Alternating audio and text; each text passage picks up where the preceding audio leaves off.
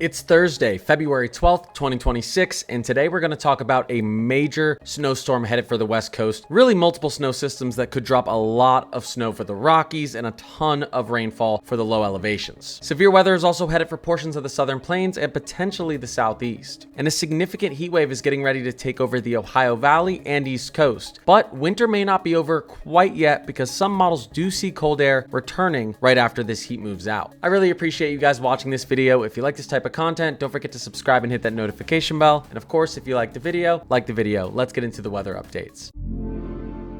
Jumping right into our 7 to 10 day forecast. Here we go. This is the latest European model. We have some cold air continuing to push out east, and we have some warmer conditions moving into the plains. As we move through tomorrow and into Saturday morning, we have another clipper system that's going to try to move through portions of New England. Should just be a little bit of snow for inner New England, but notice what's happening down here in the southern plains as we get into Saturday morning, really late Friday night, Saturday morning. We could have a storm system that could actually bring some severe weather to the southern plains, and this is going to continue to transition out to the east as we move throughout the weekend. And we'll get into more of the severe weather details here in just a moment. This could also bring with it a little bit of snow to the Rockies, as you can see here through portions of maybe Utah, New Mexico, Arizona, Colorado. Not expecting a ton of snow, but maybe a little bit. As we push through Saturday and get into Saturday evening, we start to see some cold air collapsing into the Pacific Northwest, some snow moving in to the Pacific Northwest. And again, that severe weather as we get into Sunday. This is pushing out east now. And now we're going to have to watch later in the weekend the potential for some severe weather through Dixie Alley, potentially portions of the southeast.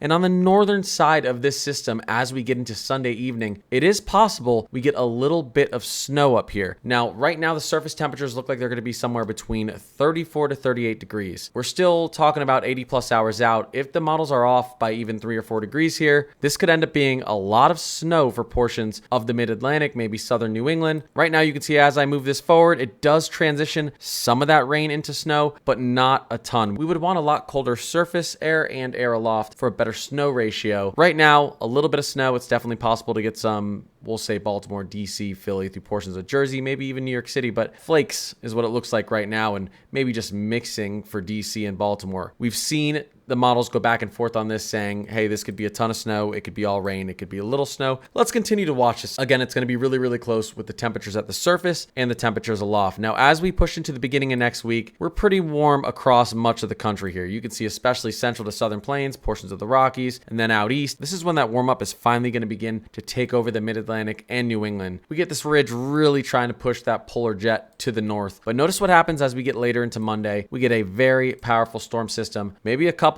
moving into the West Coast, Pacific Northwest into California, heavy snow for the Sierra Nevadas and potentially the Cascades. And all of this moisture as we move through next week, Tuesday and Wednesday, wants to begin to transfer off into the east. And you can also see as we get into Wednesday morning, maybe we have a nice system moving through the northern plains and through portions of the upper Midwest. Some of this could be rain, some of this could be snow. Hard to tell right now. We're over 140 hours out here. But what we do know is there's going to be a ridge setting up to our southeast here. So we know we're going to have some sort of bear clinic boundary here, and we could have, and we probably will see, a storm system riding up this boundary. So again, as we move into Tuesday and Wednesday next week, let's watch for these storm systems moving through portions of the Rockies, maybe central to northern plains and upper Midwest. Again, great snow for the mountains out west here. And then we get into Thursday and Friday, and we could have a lot of that moisture now beginning to transfer out into the east. This would be Wednesday night into Thursday morning. We start to see some moisture headed off into the mid-Atlantic, into New England, likely as a lot of rainfall, except for potentially New Hampshire, Vermont, and Maine there. Then we get into Thursday, some more rainfall, maybe even some thunder showers for the Northeast. And then we get into Friday. This whole time, we're still seeing a lot of snow out west. I'm telling you, this is going to be a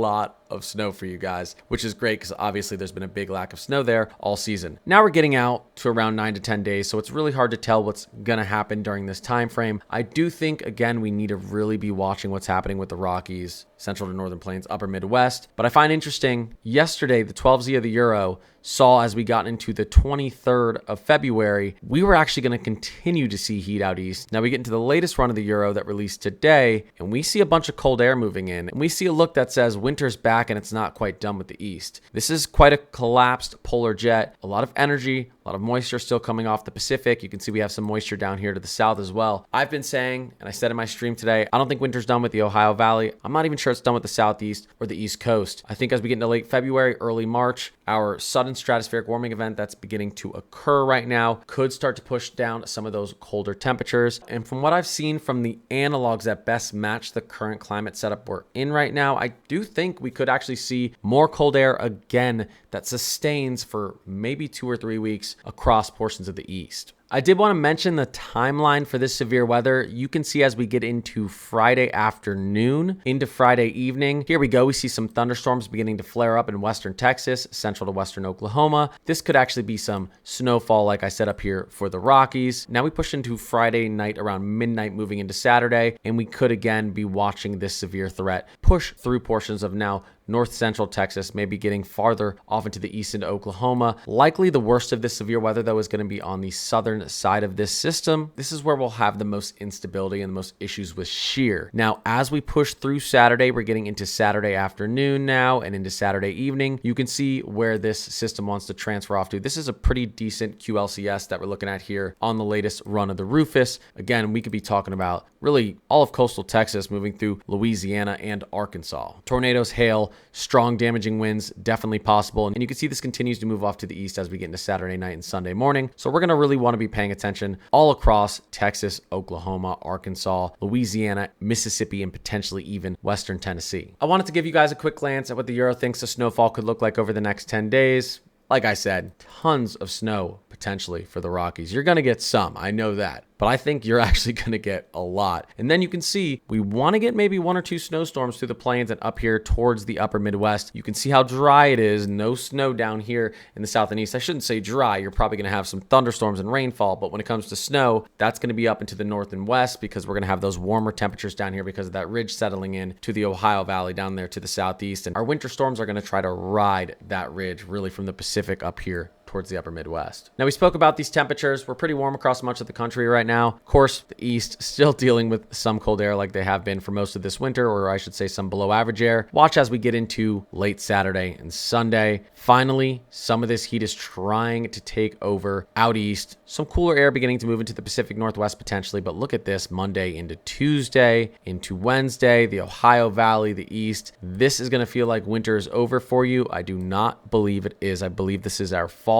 spring. It's going to maybe last 7 days at most. I should say 7 to 10 days at most. And I do think we get the cold air back. Now you can see right here as we get into the 20th, the 21st. I mean, the latest Euro thinks this heat's only going to last maybe 3 or 4 days out east before we try to get another trough into New England, into the mid-Atlantic, along the coast, and you get more relief. But you can see what's happening out west here as we push forward 10 days. Models right now are thinking a lot of very, very cold air. And we haven't seen this in a while. We're talking about temperatures 30 to 40 degrees below average out west. This is pretty typical to see over winter. We haven't seen it really at all this winter. We can also see we're starting to get a very steep temperature gradient here across the plains. We know the closer we get to March and April, you can start to get dry line setups here. This temperature gradient can lead to some very, very powerful storms, some significant severe weather. So this is something to watch as we get towards the end of February as well. And again, you watch the end of this run, the Euro is not quite ready to say winter is done for the States. We do have a stratospheric polar vortex that is breaking down right now, and some models suggest we could actually see a wind reversal. They suggest it could be a major sudden stratospheric warming event, meaning, as I've said before, the coldest air on the planet, that air in the stratosphere above the North Pole, sinks down and tries to make its way down to the mid-latitudes, which could completely reinvigorate our winter as we get into March in the States. Taking a look at our top 5 analogs moving forward over the next 2 to 3 weeks, this would be from February 16th to February 19th. Pretty warm through the plains and out east, cold out west. No surprise here. Notice as we get a little farther, the 19th